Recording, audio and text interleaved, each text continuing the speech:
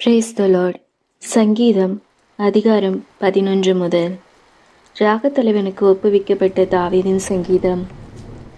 நான் கர்த்தரை நம்பியிருக்கிறேன், பின்ன ஏன் நீங்கள் என் ஆத்துமாவை நோக்கி பட்சியைப் போல உன் மலைக்கு பறந்து போ என்று சொல்லுகிறீர்கள்? இதோ துன்மார்க்கர் வில்லை வளைத்து செம்மையான இருதயத்தார் மேல் அந்தகாரத்தில் எய்யும்படி தங்கள் அம்புகளை நாணிலே தொடுகிறார்கள். அஸ்திபாரங்களும் நிர்மூலமாகிறதே, நீதிமான் என்ன செய்வான்? கர்த்தர் தம்முடைய பரிசுத்த ஆலயத்தில் இருக்கிறார். கர்த்தருடைய சிங்காசனம் பரலோகத்தில் இருக்கிறது. அவருடைய கண்கள் மனுபுத்திரரை பார்க்கிறது. அவருடைய இமைகள் அவர்களை சோதித்தருகிறது. கர்த்தர் நீதிமானை சோதித்தருகிறார். துன்மார்க்கனையும் கொடுமையில் பிரியமுள்ளவனையும் அவருடைய உள்ளம் வெறுக்கிறது. துன்மார்க்கர் மேல் கண்ணிகளை வருஷிக்க பண்ணுவார். அக்கினியும் கந்தகமும் கடுங்கோட்டை கொந்தளிப்பும் அவர்கள் குடிக்கும் பாத்திரத்தின் பங்கு. கர்த்தர் நீதி உள்ளவர், நீதியின் மேல் பிரியப்படுவார். அவருடைய முகம் செம்மையானவனை நோக்கியிருக்கிறது. ரட்சியும் கர்த்தாவே, புத்தி உள்ளவன் அற்று போகிறான். உண்மையுள்ளவர்கள் மனுபுத்திரரில் குறைந்திருக்கிறார்கள். அவரவர் தங்கள் தோழரோடே போய் பேசுகிறார்கள். இச்சக உதடுகளால் இருமனதாய் பேசுகிறார்கள். இச்சகம் பேசுகிற எல்லா உதடுகளையும் பெருமைகளை பேசுகிற நாவையும் கர்த்தர் அறுத்து போடுவார்.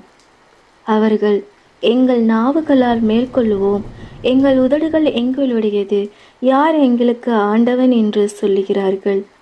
ஏழைகள் பாழாக்கப்பட்டதின் நிமித்தமும் எளியவர்கள் விடும் பெரும் மூச்சு நிமித்தமும் நான் இப்பொழுது எழுந்து அவன் மேல் சீறுகிறவர்களுக்கு அவனை காத்து சுகமாய் இருக்க பண்ணுவேன் என்று கர்த்தர் சொல்லுகிறார். கர்த்தருடைய சொற்கள் மண் குகையில் 7 தரம் உருக்கி உடமிடப்பட்ட வெள்ளிக்கொப்பான சுத்த சொற்களாயிருக்கிறது.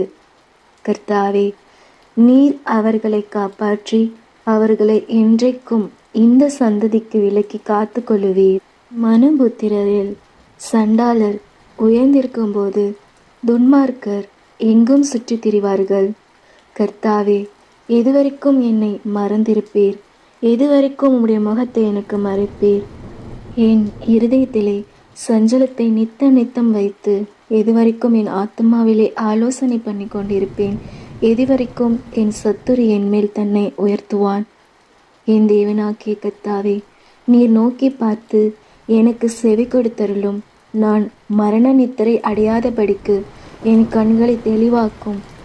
அவனை மேற்கொண்டேன் என்று என் பகைஞன் சொல்லாதபடிக்கும், நான் தள்ளாடுகிறதினால் என் சத்துருக்கள் களி கூறாதபடிக்கும் இப்படி செய்தருளும். நான் உம்முடைய கிருபையின் மேல் நம்பிக்கையாயிருக்கிறேன். உம்முடைய இரட்சிப்பினால் என் இருதயம் களி கூறும். கர்த்தர் எனக்கு நன்மை செய்தபடியால் அவரை பாடுவேன். தேவன் இல்லை என்று மதிக்கெட்டவன் தன் இருதயத்திலே சொல்லிக் கொள்ளுகிறான். அவர்கள் தங்களை கெடுத்து அருவருப்பான கிரியைகளை செய்து வருகிறார்கள். நன்மை செய்கிறவன் ஒருவனும் இல்லை.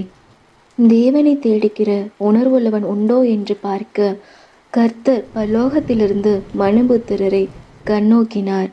எல்லாரும் வழிவிலகி ஏகமாய் கெட்டு போனார்கள். நன்மை செய்கிறவன் இல்லை, ஒருவனாகிலும் இல்லை. அக்கிரமக்காரரில் ஒருவனுக்கும் அறிவில்லையோ? அப்பத்தை பச்சிக்கிறது போல ஏன் ஜனத்தை பச்சிக்கிறார்களே? அவர்கள் கர்த்தரை தொழுது கொள்கிறதில்லை. அங்கே அவர்கள் மிகவும் பயந்தார்கள். தேவன் நீதிமானுடைய சந்ததியோடே இருக்கிறாரே. சிறுமைப்பட்டவனுக்கு கர்த்தர் அடைக்கலமாய் இருக்கிறார் என்று சொல்லி நீங்கள் அவனுடைய ஆலோசனை அலட்சியம் பண்ணினீர்கள்.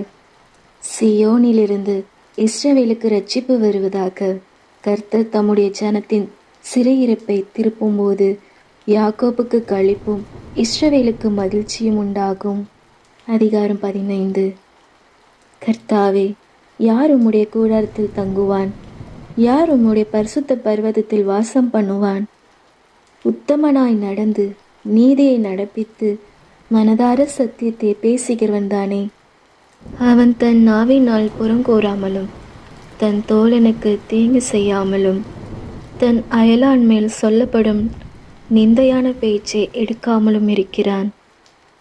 ஆகாதவன் அவன் பார்வைக்கு தீர்ப்பானவன். கர்த்தருக்கு பயந்தவர்களையோ கனம் பண்ணுகிறான். ஆணையிட்டதில் தனக்கு நஷ்டம் வந்தாலும் தவறாதிருக்கிறான். தன் பணத்தை வட்டிக்கு கொடாமலும் குற்றமில்லாதவனுக்கு விரோதமாய் பரிதானம் வாங்காமலும் இருக்கிறான். இப்படி செய்கிறவன் என்றென்றைக்கும் அசைக்கப்படுவதில்லை. ஆமேன். கர்த்தர் உங்களை ஆசீர்வதிப்பாராக.